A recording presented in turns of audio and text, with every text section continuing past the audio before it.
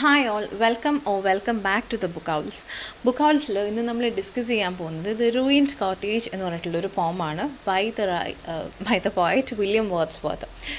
ഈ ഒരു പോമിൻ്റെ സജഷൻ നമുക്ക് ഒരു 2 വർഷം മുന്നേ മുതലേ വന്നു തുടങ്ങിയിട്ടുള്ളതാണ് കേട്ടോ. പക്ഷേ ഇത്രയും നാളായിട്ട് നമുക്ക് ചെയ്യാൻ പറ്റിയിട്ടില്ല. കാരണം വേറൊന്നുമല്ല, ഭയങ്കര റിസോഴ്സസ് എന്ന് പറയുന്നത് നമുക്ക് നെറ്റിൽ നിന്ന് കിട്ടുന്ന സോഴ്സസൊക്കെ ഭയങ്കര കുറച്ചേ ഉണ്ടായിരുന്നുള്ളൂ. അപ്പം നമുക്ക് അങ്ങനെ ഒരു കോൺഫിഡൻസോടുകൂടി ഞങ്ങളുടെ ഫ്രണ്ടിൽ വന്നിരുന്ന് പറയാനുള്ളൊരു എന്താ പറയുക, ഒരു സംഭവം നമുക്ക് അതിൽ നിന്നൊന്നും കിട്ടിയിട്ടുണ്ടായിരുന്നില്ല. അപ്പോൾ ഇപ്പം നമുക്ക് കിട്ടിയിട്ടുണ്ട്. സോ അതുകൊണ്ടാണ് ഇത്രയും ലേറ്റായിട്ട് ഈ ഒരു വർക്ക് ചെയ്യുന്നത്. ഇനി നമുക്ക് നമ്മളുടെ വർക്കിലോട്ട് പോകാം. അതിന് മുന്നേ നമുക്ക് ജസ്റ്റ് വില്യം വേർഡ്സ്വർത്തിനെ കുറിച്ചിട്ട് കുറച്ച് ജസ്റ്റ് ഒന്ന് പറയാം. വില്യം വേർഡ്സ്വർത്ത് എന്ന് പറയുന്നത് ഒരു റൊമാൻറ്റിക് പോയിറ്റാണ്. എല്ലാവർക്കും അറിയാമായിരിക്കും റൊമാൻറ്റിക് ഏജിൻ്റെ പ്രത്യേകത എന്തായിരുന്നു. നമ്മൾ നേച്ചറിലേക്ക് പോവുക, നേച്ചറിനെ കുറിച്ചിട്ട് കൂടുതൽ സംസാരിക്കുക, കോമൺ തീംസിന് ഇമ്പോർട്ടൻസ് കൊടുത്ത് സംസാരിക്കുക, അല്ലേ? കോമൺ സഫറിങ്, ഒരു മാനിൻ്റെ ഒരു എന്താ പറയുക, കോമൺ കാര്യങ്ങൾ തോന്നിക്കഴിഞ്ഞാൽ നമുക്ക് അതിനെ വർണ്ണിക്കാൻ പറ്റുക, അതിനെ വർണ്ണിക്കുക, അങ്ങനത്തെയൊക്കെ കുറേ ഫീച്ചേഴ്സ് ചെയ്യുന്നതാണ് നമ്മളുടെ ഈ ഒരു റൊമാൻറ്റിക് പീരീഡ് എന്ന് പറയുന്നത്. ആൻഡ് അതിൽ ഏറ്റവും പ്രോമിനൻ്റ് ആയിട്ടുള്ളതും ഏറ്റവും ഫേമസ് ആയിട്ടുള്ളൊരു പോയിറ്റായിരുന്നു നമ്മളുടെ വില്യം വേർഡ്സ്വർത്ത് എന്ന് പറയുന്നത്, അല്ലേ? ആൻഡ് മേജർ ഇതിൽ വരുന്ന ഒരു മേജർ വർക്കായിരുന്നു പോം എന്ന് പറയുന്നൊരു വർക്കല്ല, റാന ആയിരുന്നു പോം എന്ന് പറയുന്നത്. ഓക്കെ, പിന്നീട് നമുക്ക് റൊമാൻറ്റിക്സിനെ തന്നെ നമ്മൾ രണ്ടായിട്ട് തിരിക്കുന്നുണ്ട്. ഏർലി റൊമാൻറ്റിക്സും ലേറ്റ് റൊമാൻറ്റിക്സും ഒക്കെ ആയിട്ട് നമ്മൾ തിരിക്കുന്നുണ്ട്. ഇതിൽ ഏർലി റൊമാൻറ്റിക്സിൻ്റെ അടുത്ത് വരുന്നതാണ് നമ്മളുടെ William Wordsworth, S T Coleridge, William Blake, ഇവരൊക്കെ അവിടെ വരുന്നതാണ്. പിന്നീട് നമ്മൾ വേർഡ്സ്വർത്തിൻ്റെ ഇമ്പോർട്ടൻ്റ് ആയിട്ടുള്ള വർക്ക് നോക്കുകയാണെങ്കിൽ of course it is the lyrical ballad, അല്ലേ? ഇൻ കൊളാബറേഷൻ ആരുമായിട്ടാണ്? എസ് ടി കോൾറിഡ്ജുമായിട്ടുള്ളൊരു കൊളാബറേഷനിൽ വരുന്ന വർക്കാണ് നമ്മളുടെ ലിറിക്കൽ ബാലറ്റ്സ് എന്ന് പറയുന്നത്.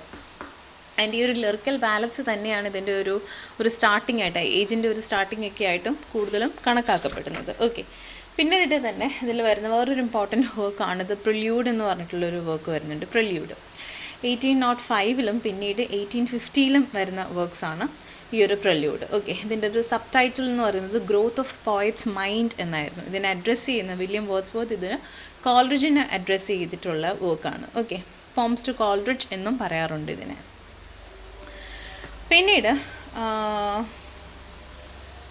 പിന്നീട് നമുക്ക് എടുത്തു പറയാൻ പറ്റുന്ന ഒരു കളക്ഷനാണ് ദ എക്സ്കർഷൻസ് എന്ന് പറഞ്ഞിട്ടുള്ളൊരു കളക്ഷൻ. ഓക്കെ, നമ്മളുടെ വേർഡ്സ്വർത്തിൻ്റെ തന്നെ 1814 വരുന്നതാണ്.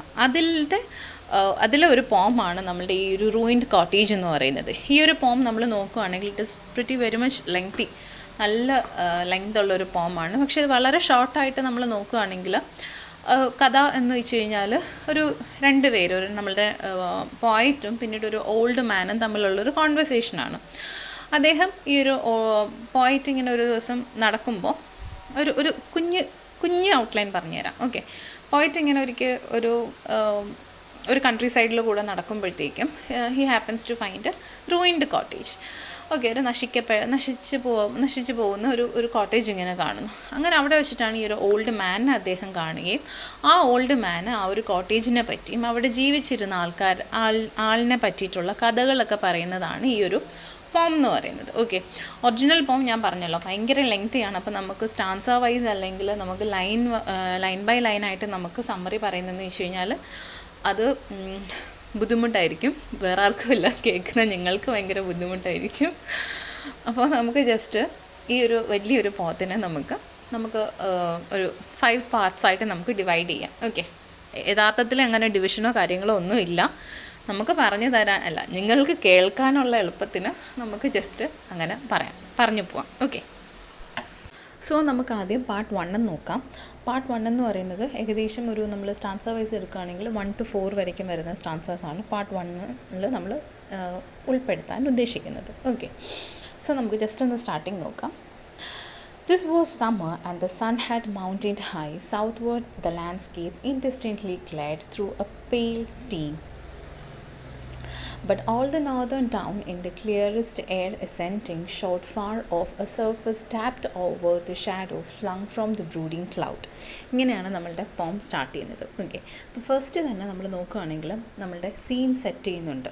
വേർഡ്സ്വർത്തിൻ്റെ മിക്ക പോംസ് നമ്മൾ നോക്കുകയാണെങ്കിൽ ആദ്യം തന്നെ നേച്ചറിനെ ഇങ്ങനെ എന്താ പറയുക വർണ്ണിച്ചുകൊണ്ടാണ് സ്റ്റാർട്ട് ചെയ്യുന്നത്. അതേ സെയിം തന്നെയാണ് ഇവിടെയും. ആദ്യം നേച്ചറിനെ അദ്ദേഹം വർണ്ണിക്കുകയാണ്. ഓക്കെ, അപ്പോൾ ഇതൊരു സമ്മർ ഡേ ആണെന്ന് പറയുന്നുണ്ട്. എയർ വളരെ ഹെവിയാണ് ആൻഡ് ഓൾസോ നല്ല ഹേസി ആയിട്ടാണ് എയർ കാണുന്നതെന്ന് പറയുന്നുണ്ട്. ഇനി പിന്നീട് നോർത്തേൺ ഹിൽസ് വിസിബിൾ ആണെന്ന് പറയുന്നുണ്ട്. ആൻഡ് ഓൾസോ ഓൾറെഡി പറയുന്നുണ്ട് വളരെ സമ്മറാണ്, അപ്പം നല്ല ഹീറ്റുണ്ട്. ഓക്കെ, അങ്ങനെ ഇരിക്കെ നമ്മളുടെ പോയിറ്റ് ഒരു ജേണി പോവുകയെന്ന് പറഞ്ഞല്ലോ. അപ്പോൾ ഒരു റിലീഫ് എടുക്കാനായിട്ട് ഒരു ഷെയ്ഡിലേക്ക് പോവുകയാണ്. ഇങ്ങനെയാണ് അദ്ദേഹം ആ ഒരു റൂയിൻഡ് കോട്ടേജിൻ്റെ അടുത്തേക്ക് എത്തുന്നത്. അങ്ങനെ ഇദ്ദേഹം കുറച്ച് നേരം ഇരിക്കാനായിട്ട് ഇങ്ങനെ നോക്കുമ്പോഴത്തേക്കും ഇദ്ദേഹം കുറേ ഒരു എൽംസ് കാണുന്നുണ്ട്. ELMs. Okay, like creeper like plant ആണത്. അങ്ങനെ ഒരു ഗ്രൂവ് അതിൽ കാണുന്നു. ആൻഡ് അതിനെ സറൗണ്ട് ചെയ്തിട്ട് ഒരു റൂഫ്ലെസ് ആയിട്ടുള്ള വളരെ ഡിലാപ്പിഡേറ്റഡ് ആയിട്ടുള്ള ഒരു കോട്ടേജും കാണുന്നുണ്ട്. ഇവിടെയാണ് നമ്മളുടെ കോട്ടേജിൻ്റെ ഫസ്റ്റ് ഇൻട്രൊഡക്ഷൻ എന്ന് പറയുന്നത്. അതായത് ആ ഒരു റൂയിൻഡ് കോട്ടേജ് ഇവിടെയാണ് നമ്മളുടെ പോയിറ്റ് ഇൻട്രൊഡ്യൂസ് ചെയ്യുന്നത്. ഇനി അങ്ങനെ ഇദ്ദേഹം അവിടെ പോയിട്ട് ഒരു ബെഞ്ചിൽ പോയിട്ട് ഇരിക്കുന്നു. അങ്ങനെ ഇദ്ദേഹം ഈ ഒരു കോട്ടേജിൻ്റെ ഒരു ബെഞ്ചിലേക്ക് ഇരിക്കാൻ പോകുമ്പോഴാണ് ഇദ്ദേഹം ഈ ഒരു ഓൾഡ് മാനിനെ കാണുന്നത്. ഓൾഡ് മാനിനെ ഇവിടെ പെഡ്ലറായിട്ട് പറയുന്നുണ്ട്. പെഡ്ലർ എന്ന് പറയുന്നത് വേറെ ആരുമല്ല, അതായത് കുഞ്ഞു കുഞ്ഞു കാര്യങ്ങളൊക്കെ ഇങ്ങനെ വിറ്റ് നടക്കുന്ന ആൾ, അത് നടന്ന് വിൽപ്പന ചെയ്യുന്ന ആൾക്കാരുണ്ടല്ലോ, അതിനാണ് നമ്മൾ പെഡ്ലർ എന്ന് പറയുന്നത്. പിന്നെ ഇവിടെ ഇദ്ദേഹത്തിന് ഈ ഒരു പെഡ്ലറിന് ഒരു ഫിലോസഫിക്കൽ ഒരു വാല്യൂ കൂടിയുണ്ട്, അല്ലെങ്കിൽ ഒരു ഫിലോസഫറായിട്ടും വേണമെങ്കിൽ നമുക്ക് ഇദ്ദേഹത്തിനെ കണക്കാക്കാനായിട്ട് പറ്റും. ആൻഡ് ദ ട്രാവലർ ഇനി ഇവിടെ ഇരിക്കുമ്പോഴത്തേക്കും അത് നമ്മളുടെ ട്രാവലർ അല്ലെങ്കിൽ ദ പോയിറ്റ്. അങ്ങനെ ഇദ്ദേഹത്തിന് വല്ലാണ്ട് ദാഹിക്കുമ്പോഴത്തേക്കും എവിടെയെങ്കിലും നിയർ ബൈ സോഴ്സസിൽ എന്തെങ്കിലും വെള്ളം വല്ലതും ഉണ്ടോ നോക്കുമ്പോഴത്തേക്കും ഒരു വെല്ല് കാണാൻ പറ്റും. അപ്പം പിന്നീട് ആ വെല്ലിൻ്റെ കണ്ടീഷൻ ഡിസ്ക്രൈബ് ചെയ്യുന്നുണ്ട്. അതായത് ആ ഒരു വെല്ലെന്ന് പറയുന്നത് ഭയങ്കര നമ്മളുടെ ഈ ഒരു പ്ലാന്റ്സ് ഒക്കെ കൊണ്ട് വളരെ ഓവർഗ്രോൺ ആയിട്ട് കിടക്കുന്ന ഒരു വെല്ലാണ്. അപ്പം അതിൽ നിന്ന് തന്നെ ഈ ഒരു ഇപ്പം നമ്മളുടെയൊക്കെ വീട്ടിലൊക്കെ ആണെങ്കിലും ഉപയോഗിക്കാത്ത കിണർ നമ്മൾ നോക്കുകയാണെങ്കിൽ എങ്ങനെയായിരിക്കും, അതിൻ്റെ ഉള്ളിൽ ആ ഒരു കുറേ പ്ലാന്റ്സ് ഒക്കെ ഇങ്ങനെ വളർന്ന് നിൽക്കില്ലേ. സോ അതേപോലെ തന്നെയാണ് ഈ ഒരു വെല്ലിൻ്റെ അവസ്ഥ ഇവിടെ പറയുന്നുണ്ട്. ഓക്കെ, അങ്ങനെ ഈ ഒരു വെല്ലിൻ്റെ അകത്ത് ഇങ്ങനെ കുറേ ടൈപ്പ് ഓഫ് പ്ലാന്റ്സ് ഒക്കെ ഇങ്ങനെ ഓവർഗ്രോ ചെയ്ത് നിൽപ്പുണ്ട് എന്ന് പറയുന്നുണ്ട്. സോ ഇനിയാണ് നമ്മളുടെ കോട്ടേജിനെ കുറിച്ചിട്ട് നമ്മളുടെ പെഡ്ലർ അല്ലെങ്കിൽ ഓൾഡ് മാൻ നമ്മളുടെ നറേറ്ററിനെ ഡിസ്ക്രൈബ് ചെയ്യുന്നത്. ഓക്കെ, സോ ഇങ്ങനെയാണ് വരുന്നത്. The cottage was a humble place built of rough stones, and in the long dark nights of winter and when windy rains were falling, we would sit sung and hear the storm without. So ഇങ്ങനെയാണ് ഈ അടുത്ത കുറേ stanzas start ചെയ്യുന്നത്. Okay, ഇനി നമ്മൾ അതിൻ്റെ ഒരു explanation അല്ലെങ്കിൽ പാർട്ട് 2 എങ്ങനെയാണെന്ന് നോക്കുകയാണെങ്കിൽ നമ്മളുടെ പെഡ്ലർ ഈ ഒരു കോട്ടേജിനെ പറ്റിയിട്ട് പറയുകയാണ്. അതായത് പാസ്റ്റാണ് ഇവിടെ അദ്ദേഹം പറയുന്നത്. പിന്നെ ചില സോഴ്സസിൽ പറയുന്നുണ്ട് ഇദ്ദേഹം ഇവരുടെ നെയ്ബറായിരുന്നു, അല്ലെങ്കിൽ കണ്ടിന്യൂസ്ലി വിസിറ്റ് ചെയ്തുകൊണ്ടിരുന്ന ഒരാളായിരുന്നു എന്ന് പറയുന്നുണ്ട്. ഓഫ് കോഴ്സ് അങ്ങനെ ഒരാളായിരിക്കും, എന്നാൽ മാത്രമല്ലേ ഈ ഒരു കോട്ടേജിൻ്റെ പാസ്റ്റിനെ കുറിച്ചിട്ടൊക്കെ സംസാരിക്കാനായിട്ട് പറ്റത്തുള്ളൂ. അല്ലെങ്കിൽ ഓൾറെഡി പറയുന്നുണ്ട് ഇദ്ദേഹം ഒരു പെഡ്ലറാണ്. അപ്പോൾ ഇടയ്ക്കിടയ്ക്ക് ഇങ്ങനെ ഓരോ സ്ഥലങ്ങൾ വിസിറ്റ് ചെയ്ത് പോകുന്നതിൻ്റെ വഴിക്ക് മേ ബി ഇവിടെയും വിസിറ്റ് ചെയ്യാൻ വന്നിട്ടുണ്ടായിരിക്കാം. അപ്പം ഇദ്ദേഹം ഇങ്ങനെ ഈ ഒരു കോട്ടേജിൻ്റെ അവസ്ഥയും അവിടെ ജീവിച്ചിരുന്ന ആൾക്കാരെ പറ്റിയിട്ടുമൊക്കെ പറയുകയാണ്. Okay, he begins recounting the story of A woman who lived in the ruined cottage. അവരുടെ പേരായിരുന്നു മാർഗ്രറ്റ്. ഓക്കെ, ഇനി മാർഗ്രറ്റിൻ്റെ ജീവിതം ഇയാൾ പറയുന്നതാണ്.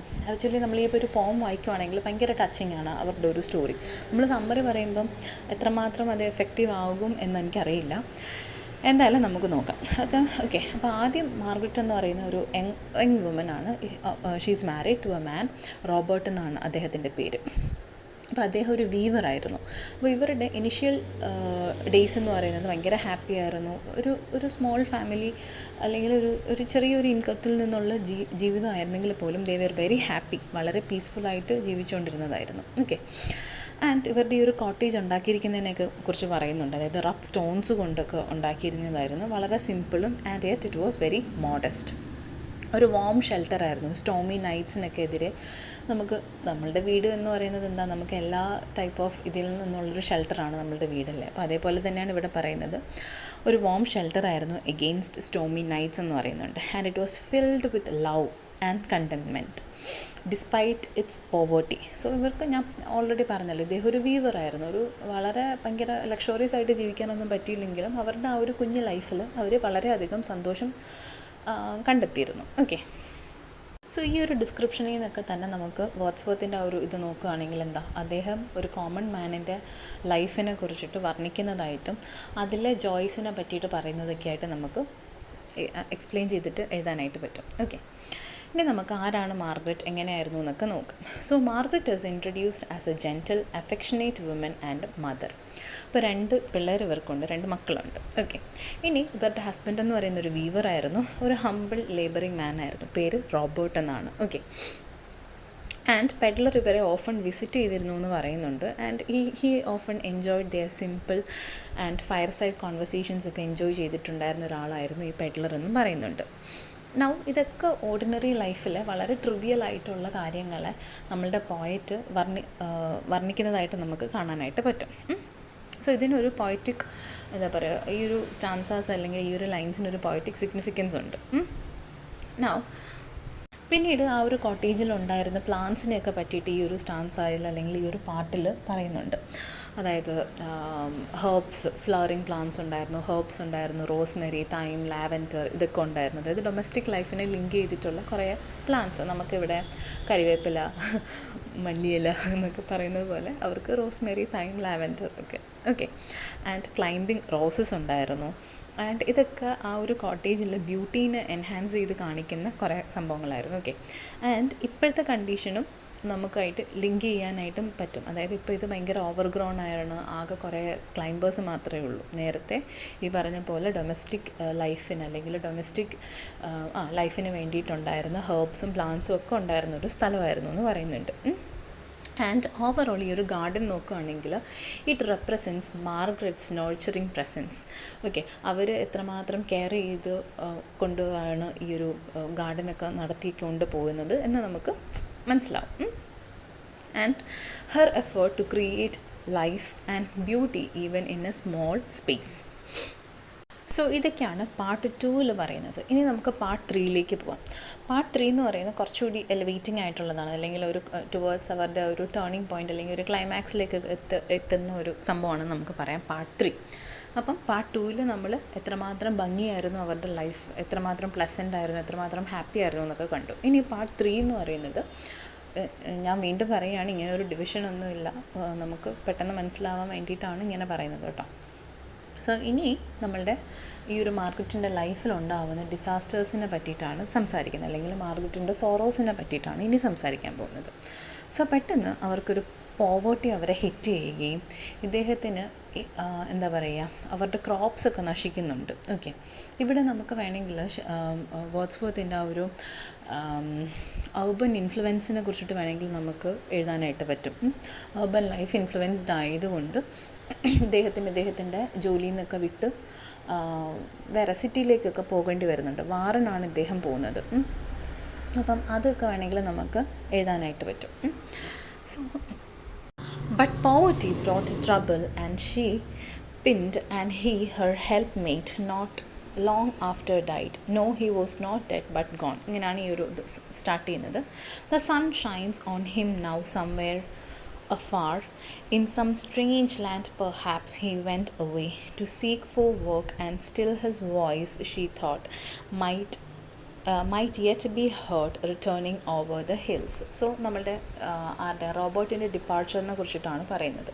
സോ ഇങ്ങനെ ഒരു പോവർട്ടി വരുന്നു, റോബോട്ടിന് വേറെ എന്താ പറയുക, വേറെ ഒരു സോഴ്സ് ഓഫ് ഇൻകം ഇല്ല. അങ്ങനെ ഇദ്ദേഹം he's forced to leave his wife and children behind. ഇദ്ദേഹം കൺട്രി സൈഡിലേക്ക് പോവുകയാണ്.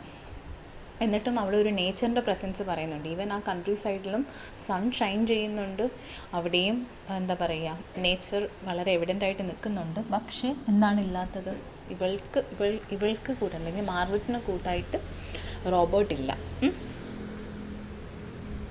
ആൻഡ് സ്റ്റിൽ മാർഗരറ്റ് ഇങ്ങനെ ഹോപ്പോട് കൂടി ഓരോ ദിവസവും വെയിറ്റ് ചെയ്യുകയാണ്, തിരിച്ച് റോബോട്ട് വരും എന്ന് പറഞ്ഞ് വെയിറ്റ് ചെയ്യുന്നുണ്ട്. പക്ഷേ എന്താ പറയുക, ഡിസ്പൈറ്റ് ഹെർ, അവളിങ്ങനെ വെയിറ്റ് ചെയ്തിരുന്നാലും അവൾക്ക് വളരെ ഹോപ്പുണ്ട്, അവളുടെ ഹസ്ബൻഡ് തിരിച്ചു വരും, അവരുടെ ലൈഫ് വീണ്ടും നന്നായിട്ട് പോകും എന്നൊക്കെ ഹോപ്പുണ്ട്. പക്ഷേ എന്താ പറയുക, റോബോട്ടിനെ കുറിച്ചിട്ട് പിന്നീട് ഒരു വിവരവും ഇല്ല, റോബോട്ട് തിരിച്ചു വരുന്നില്ല. ആൻഡ് ഇവൻച്വലി അവർക്കുണ്ടായിരുന്ന മക്കൾ മരിക്കുന്നുണ്ട്. ഓക്കെ, പിന്നീട് മാർഗരറ്റ് ഒറ്റയ്ക്ക് ആവുന്നു.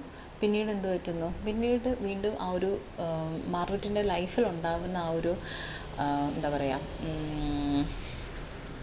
കോൺട്രാസ്റ്റ് ചെയ്തിട്ട് ഇവരുടെ ഗാർഡനെ പറ്റിയിട്ടും പോയിട്ട് സംസാരിക്കുന്നുണ്ട്. അതായത് ഇവരുടെ ഗാർഡൻ ആദ്യം എങ്ങനെയൊക്കെ ആയിരുന്നു എന്ന് പറയുന്നുണ്ട് അല്ലേ.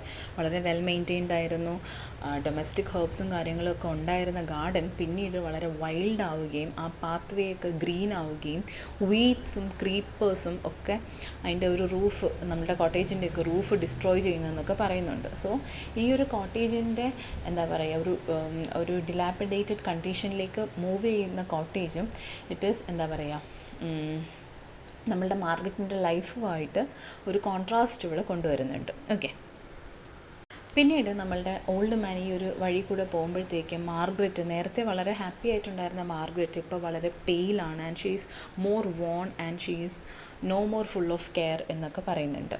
മാർഗരറ്റിൻ്റെ പേഴ്സണാലിറ്റിയിലുണ്ടാകുന്ന ചേഞ്ച് ആര് പറയുന്നുണ്ട്? നമ്മളുടെ ഓൾഡ് മാൻ പോയിറ്റിനോട് പറയുന്നുണ്ട്. Next we are moving on to part 4. Okay, ഇവിടെ ഇത് കുറച്ചുകൂടി എന്താ പറയുക, കുറച്ചുകൂടി ഇൻറ്റൻസ് ആവുന്നുണ്ട്. നമ്മളുടെ മാർഗരറ്റിൻ്റെ ഗ്രീഫും ലോസും കുറേ കൂടി ഇൻറ്റൻസിഫൈ ചെയ്തിട്ട് പോയിട്ട് സംസാരിക്കുന്നതായിട്ട് നമുക്ക് കാണാൻ പറ്റും. അതായത് മാർഗരറ്റ് ഇത്രയും നാൾ വെയിറ്റ് ചെയ്തത്, മെലാങ്കണിക്കലി അവരുടെ ജീവിതം അല്ലെങ്കിൽ ഇയേഴ്സ് അവൾ വെയിറ്റ് ചെയ്തത് വെറും ഒരു വേസ്റ്റായിരുന്നു എന്ന് പറയുന്നുണ്ട്. ആൻഡ് ഈ ഒരു കാലയളവിൽ നേരത്തെ പറഞ്ഞിരുന്നു അവളുടെ മക്കളും മരിക്കുന്നുണ്ട്. ആൻഡ് ഇവൻച്വലി മാർഗരറ്റ് ഒറ്റയ്ക്കാവുകയാണ് അല്ലേ, ഒറ്റയ്ക്കാവുന്നു. പിന്നെ അവളുടെ സ്റ്റെപ്സ് വളരെ ഫീബിൾ ആവുന്നു എന്ന് പറയുന്നുണ്ട്. അവളുടെ ഒരു ഫിസിക്കൽ കണ്ടീഷനാണ് പിന്നീട് പോയിട്ട് എക്സ്പ്ലെയിൻ ചെയ്യുന്നത്. Okay, she walked with feeble steps with hollow eyes, her voice was low, her smile was faint and rare. ഇനി അങ്ങനെയൊക്കെ പറയുന്നുണ്ട്. അതായത് വളരെ ഫീബിളായിട്ട് പോകുന്നു നമ്മളുടെ മാർഗരറ്റ്, അവരുടെ ഹെൽത്ത് ഡിറ്റീരിയോറേറ്റ് ചെയ്യുന്നു. പിന്നെന്താ, അവരുടെ ഒരു ഷ്രങ്കൺ ഹോളോ ഐസിനെ കുറിച്ചിട്ട് പറയുന്നുണ്ട്. നമുക്കറിയാം, തിന്നാനും കുടിക്കാനും ഒന്നും ഇല്ലെങ്കിൽ കണ്ണൊക്കെ വിളറി ഇതാവുമല്ലോ, അതാണ് ഹോളോ ഐസിനെ കുറിച്ചിട്ട് പറയുന്നുണ്ട്. ആൻഡ് അവരുടെ വോയിസ് വൺസ് വളരെ നല്ലൊരു വിമൻ ആയിരുന്നു, ഇപ്പം വളരെ വോയിസൊക്കെ വളരെ ലോ ആണ്, അവരുടെ സ്മൈൽ വരയ്ക്കും ഫെയിൻറ്റ് ചെയ്ത് പോകുന്നു എന്ന് പറയുന്നുണ്ട്. ആൻഡ് എഗെയിൻ നമ്മളുടെ ഈ ഒരു ഓൾഡ് മാൻ വീണ്ടും ഇങ്ങനെ പാസ് ചെയ്തപ്പോൾ മാർഗരറ്റിനെ ഒരു ദിവസം അവളുടെ ഗാർഡനിൽ വെച്ച് കണ്ടു എന്ന് നമ്മളുടെ പോയിറ്റിനോട് പറയുകയാണ്. ആൻഡ് ആ ടൈമിലാണ് മാർഗരറ്റിനെ അദ്ദേഹം കാണുന്നത് എങ്ങനെയാണ്, ഒരു വീട് പറിച്ച് കളയുന്ന മാർഗരറ്റിനെയാണ് പിന്നീട് കാണുന്നത്. ഓക്കെ, ആൻഡ് സഡൻലി അവൾ പെട്ടെന്ന് നിർത്തുന്നു, അവൾ ചെയ്യാൻ പോയിരുന്ന ഒരു ആക്ട് നിർത്തുകയും ആൻഡ് അവളിങ്ങനെ എന്തൊക്കെയോ ഇങ്ങനെ ആലോചിച്ച് കുറേ നേരം നിൽക്കുന്നതായിട്ട് കണ്ടു എന്നും നമ്മുടെ ഓൾഡ് മാനായി പറയുന്നുണ്ട്. എന്നിട്ട് അദ്ദേഹം പറയുന്നുണ്ടായിരുന്നു, പണ്ടുണ്ടായിരുന്ന ആ ഒരു മാർഗരറ്റിനെ അല്ല പിന്നീട് കണ്ടത് എന്ന് പറയുന്നുണ്ട്. ഓക്കെ, അവളുടെ ഉള്ളിലുണ്ടായിരുന്ന ആ ഒരു ലൈഫ് അത് വളരെയധികം ഷ്രിങ്ക് ചെയ്യുന്നതായിട്ട് അദ്ദേഹത്തിന് തോന്നി എന്ന് അദ്ദേഹം പറയുന്നുണ്ട്. എന്നിട്ട് നമ്മളുടെ ഓൾഡ് മാൻ പറയുന്നുണ്ട്, and like gradually she failed in her life, അല്ലെങ്കിൽ ഷീ ഫെയിൽഡ് എന്ന് പറയുന്നുണ്ട്.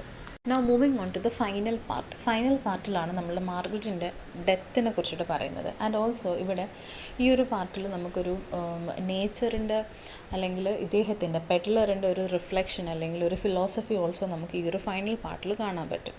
നമുക്ക് നോക്കാം അതെങ്ങനെയാണെന്ന്. She lingered yet a while, a sad survivor of her buried hope, and like a shadow of the noontide sun she faded from the world. Then I returned and I found the cottage fallen, roof and wall in utter ruin. Weeds overgrown the door and all at once had been so fair destroyed. എത്ര beautiful ആയിട്ടാണ് മാർഗരറ്റിൻ്റെ ആ ഒരു end പോയിട്ട് പറയുന്നത് നോക്കി. She lingered yet a while, a sad survivor of her buried hopes. വീണ്ടും അവൾ കുറച്ച് നാൾ കൂടി പിടിച്ചു നിന്നു എന്ന് പറയുന്നുണ്ട് Margaret. She is a survivor. Okay, അത്രയും സർവൈവ് ചെയ്ത് വന്നു. So she is a survivor. കുറച്ച് നാളും കൂടി അധികം മാർഗരറ്റ് പിടിച്ചു നിന്നു.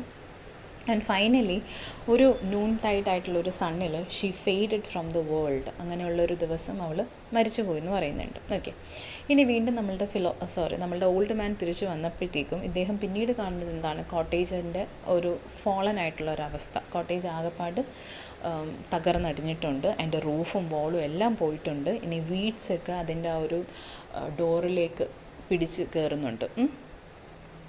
ആൻഡ് വളരെ എന്താ പറയുക, തീർത്തും ഡിസ്ട്രോയ് ആയിട്ടുണ്ട് കോട്ടേജ് എന്ന് പറയുന്നുണ്ട്. പക്ഷേ ഇവിടെ ഒന്ന് മാത്രം ഡിസ്ട്രോയിഡ് അല്ലാണ്ട് നിൽക്കുന്നുണ്ട്. അതെന്താണ്? ഇറ്റ് ഈസ് ദ നേച്ചർ ഒരിക്കലും മാറിയിട്ടില്ല എന്ന് പറയുന്നുണ്ട്. From tall elms through the broken roof the sky looked in, the air was fresh and clear. So even എല്ലാം പോയിട്ടുണ്ടെങ്കിലും നേച്ചർ വാസ് സ്റ്റിൽ ദെയർ. അത് ഒരു തീമാണ് ഈ ഒരു പോമിൻ്റെ. അതായത് from starting to end. Starting തന്നെ പറയുന്നത് നേച്ചറിനെ വർണ്ണിച്ചുകൊണ്ടാണ് അല്ലേ. എയറിൻ്റെ കാര്യവും നോർത്തേൺ ഹിൽസിനെ കാണുന്ന കാര്യവും ഒക്കെ പറയുന്നുണ്ട്. പിന്നീടാണ് ഈ ഒരു കോട്ടേജിലേക്ക് വരുന്നത്. പിന്നെ കോട്ടേജിലുണ്ടായിരുന്ന ആ ഒരു നേച്ചറിൻ്റെ ഇൻഫ്ലുവൻസിനെ കുറിച്ചിട്ട് പറയുന്നുണ്ട്. ഇനി എന്താ പറയുന്നത്, cottage even though cottage ruined ആണെങ്കിൽ പോലും നേച്ചർ ഇപ്പോഴും അവിടെ അതേപോലെ ഉണ്ട്, still reclaiming its power. So ഇപ്പോഴും ഈ ഒരു കോട്ടേജ് ഇങ്ങനെ ആണെങ്കിൽ പോലും നേച്ചർ എന്ന് പറയുന്നത് ഇപ്പോഴും ഫ്രഷാണ്, എയർ വളരെ ഫ്രഷാണ്. സ്കൈ നമ്മൾ ഈ ഒരു ഡിലാപ്പിഡേറ്റഡ് ആയിട്ടുള്ളൊരു കോട്ടേജിൽ നിന്ന് നോക്കുകയാണെങ്കിൽ the sky is still clear എന്നൊക്കെ നമ്മളുടെ ഈ ഒരു പെഡ്ലർ പറയുന്നുണ്ട്. And here then, my friend, I found myself rebooked. As I stood here, the tears flowed down my cheek, yet I was confronted. I blessed the Lord that gave me knowledge of this homely tale. ഇനി വീണ്ടും മാർഗരറ്റിനെ കുറിച്ചിട്ടാണ് പറയുന്നത്. Margaret ഇപ്പോൾ എവിടെയാണ് ഉറങ്ങുന്നത്? ഈ ഒരു മണ്ണിൻ്റെ താഴെ അല്ലേ. നൗ ഷീ സ്ലീപ്സ് അല്ലെങ്കിൽ she rest beneath the soil. ഇവിടെ അവൾക്ക് എന്തുണ്ട്? സമാധാനമുണ്ട് എന്ന് പറയുന്നുണ്ട്. And there is solitude of nature. നേച്ചറിൻ്റെ കൈൻഡ് വോയിസ് അവൾക്കുണ്ട്. ആൻഡ് ഈ ഒരു നേച്ചർ എന്ന് പറയുന്നത് ഇറ്റ് ഈസ് ഓൾസോ ഹീലിംഗ്, ഒരു ഹീലിംഗ് പവർ ഉണ്ട് എന്ന് പറയുന്നുണ്ട്. Her divine influence shall never cease. ഒരിക്കലും നേച്ചറിൻ്റെ ഒരു ഡിവൈൻ ഇൻഫ്ലുവൻസ് അല്ലെങ്കിൽ ഈ ഒരു ഹീലിംഗ് എഫക്റ്റ് ഒരിക്കലും നിൽക്കില്ല എന്നും പറയുന്നുണ്ട്. സോ ഇങ്ങനെയാണ് നമ്മളുടെ ഈ ഒരു പോം ഇവിടെ എൻഡ് ചെയ്യുന്നത്. എല്ലാവർക്കും മനസ്സിലായിട്ടുണ്ടെന്ന് വിചാരിക്കുന്നു. മനസ്സിലായിട്ടുണ്ടെങ്കിൽ ലൈക്ക് ചെയ്യുക. നിങ്ങൾക്കിത് യൂസ്ഫുൾ ആയിട്ട് തോന്നിയിട്ടുണ്ടെങ്കിൽ നിങ്ങളുടെ ഫ്രണ്ട്സിന് വേണ്ടിയിട്ട് ഷെയർ ചെയ്യുക. Thanks for watching.